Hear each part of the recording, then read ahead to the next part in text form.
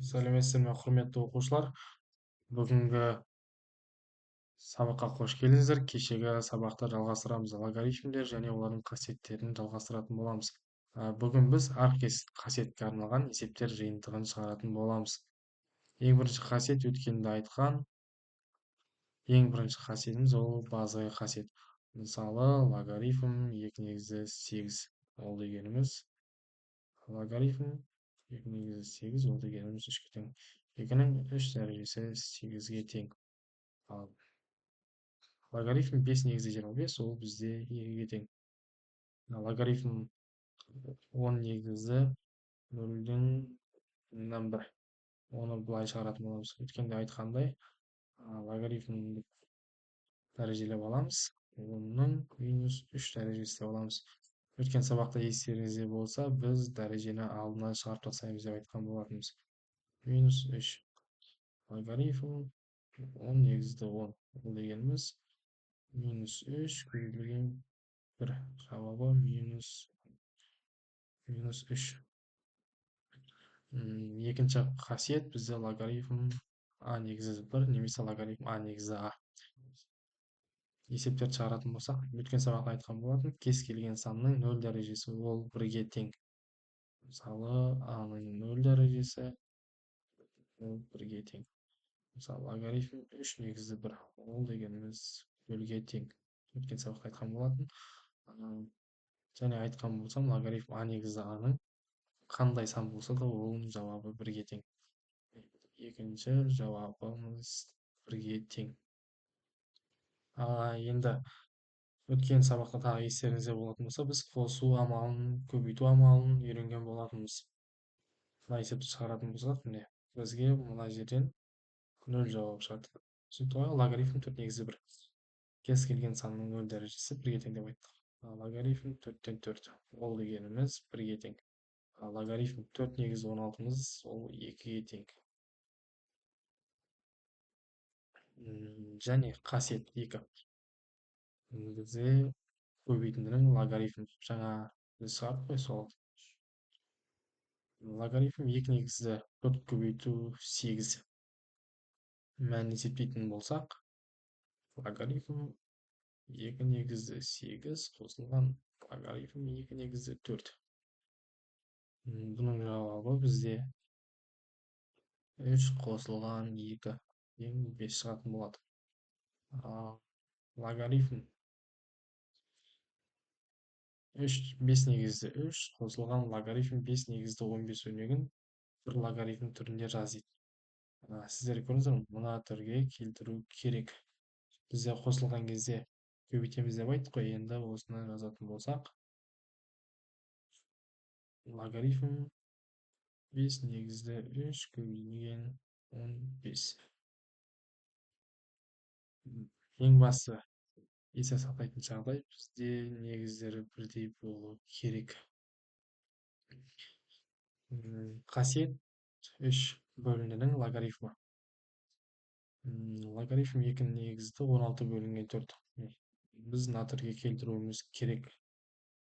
Бізде мәні логарифм негізі 1-де, сол кезде логарифм 2/16 минус логарифм 2/4. Ол дегеніміз логарифм 2/16 дегеніміз ол біздің 4 деген жауап минус 2. Жауабы 2 болатын болады. Мына екі есепті сіздер өздеріңіз шығарып көріңіздер.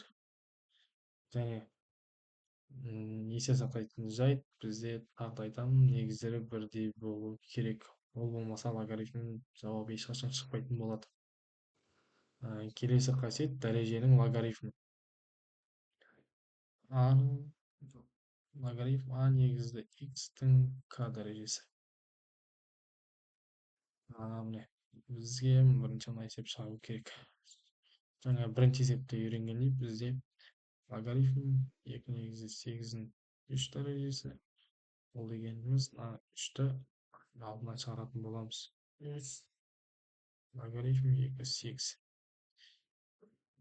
Біз мына 8-ді тағы да ала аламыз. Логарифм 2/2-ның 3 дәрежесі деп. 3 көбейтілген Логарифм 2 - 2 - 3 дәрежесі. Тағы 3-ті алдына шығаратын болсақ, 3 көбейтілген 3 логарифм 2 - 2. Бұл жерден мынадан біз бір шығады деп айттық. 3-ке 3-ті көбейтсек бізде 9. Ал сіздер мына екі есепті тағы да шығарып көріңіздер өздеріңіз. Мынау уже сіздерге оңай. Дәл мына есеп, бірақ сандары басқа. Келесі есеп бізде қасиет 5. Түбірдің логарифмі. Естеріңізде болса, мына жерде түбірдің алдында қандай сан тұрса, мына жақта да сол алдына бөлініп шығады. Мысалы, логарифм 3 негізі түбірасы 9 дейді.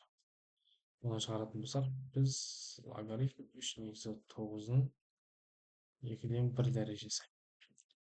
Бұл дегеніміз 1-ден 2 логарифм 3 негізді 9. Логарифм 3 негізі 9 бізде 3-тің квадраты. 3-тің квадраты бізде 9-ға тең. Сондықтан бізге мына жерде 1 бөлінген 2 көбейтілген 2. 2 мен 2 қысқарып кетеді, сонымен жауабы 1 болады.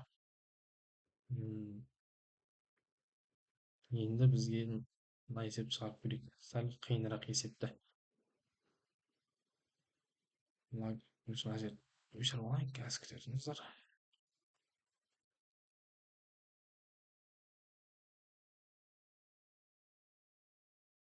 Логарифм 5 негізі 125.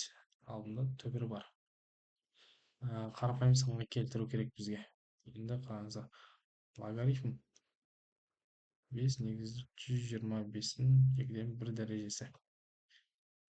Осы кезде бізде логарифм 5 негізі. Біз 125-ті 5-тің кубы деп алсақ болады. 5-тің кубы. Бұл кезде тағы мына үшіміз тағы мына жерге келеді. Сол кезде 1 көбейтілген бөлінген 2 көбейтілген 3 логарифм 5 негізді 5. Мынау бізде 1-ге тең, 2-мен көбейткен жағдайда 3 бөлінген 2-ге тең болады. Ал мына есепті сіздер өздеріңіз шығарып көріңіздер. Келесі қасиет бізде негізді ауыстыру формуласы. Негізді ауыстыру формуласы естеріңізде болса, бірақ бізде тағы да айтамын, негіздер бірдей болу керек.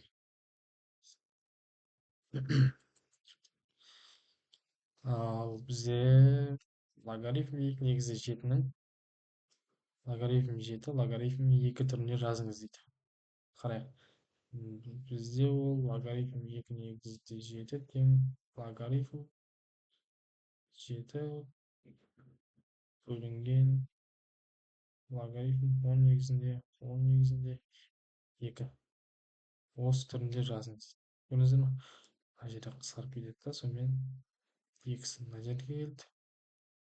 Жетісі мына жерге келді. Дұрыс. Ал екінші есеп жайлы шығаратын болсақ, қалай бізде? ln көмегімен өрнекте дейді. Мына жерде бір салайық.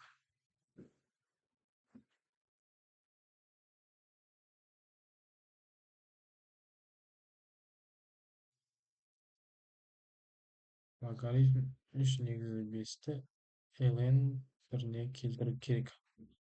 Біз бұны былай алсақ болады. Жаңа айттық қой, міне қараңыздар. Осы түрге келтіру керек бізге. ln бөлінген ln 5 ln бөлінген 3. Осы форматқа келтіру керек бізге. Осы күйінше есеп қалады. Түсінікті ғой? Келесі есеп бізде негізді түрлендіру. Мен сіздерге қазір есептерді жақсылап үйретемін. И одан кейін сіздердің аулаңыздағы электронды кітапта үй жұмысы бар, тесттер бар, соларды орындайтын боласыздар. Ал біздің келесі қасиет негізді түрлендіру. Көріп отырсыздар ғой? Бізде алтын ашық бір бөлінген логарифм в негізді а деп шығарамыз. Бұл деген логарифм а негізді б негізі. Біз просто былай орындарын ауыстыратын болсақ, былай ауыстыратын болсақ, осы кезде бізге мына қасиетті беретін болады. Түсінікті ғой, бір есеп сіздерге шығарып көрсетейін. Логарифм 9/3-ті логарифм 3 негізі 9 арқылы өрнектеді дейді. Көрдіңіздер ме? Бұл жерде біздің шығаратынымыз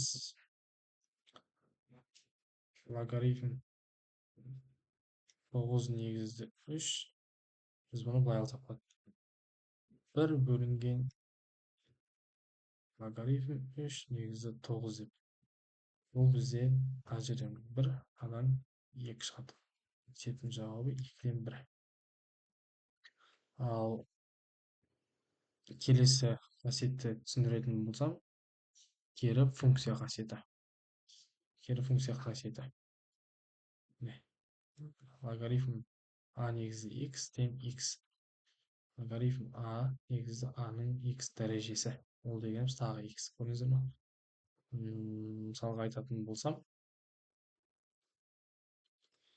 логарифм 8-ден 2 дәрежесі дейтін болсам, мына екеуі қысқарып кетеді, бізде 2 шығады. Түсінікті ме? Міне қараңыздар. Логарифм 7 негізді 7-нің 4 дәрежесінің мәнін тап дейді. Логарифм 7 негізді 7-нің 4 дәрежесі. Біз 4-ті алдынан шығарамыз. Логарифм 7 негізді 7. Ол дегеніміз 4-ке тең. Келесі біз қасиеттерді толықтай қарап шықтық деп ойлаймын. Енді бізге қорытынды есептер. Біз осы есептерді сіздермен қазір үйде шығаратын болып келесіздер. Қазір электронды кітаптағы сынып жұмысын шығарамыз және сабақтың соңында мен сіздерден тест алатын боламын. Жақсы оқушылар, қатысқандарыңызға рахмет. Сау болыңыздар.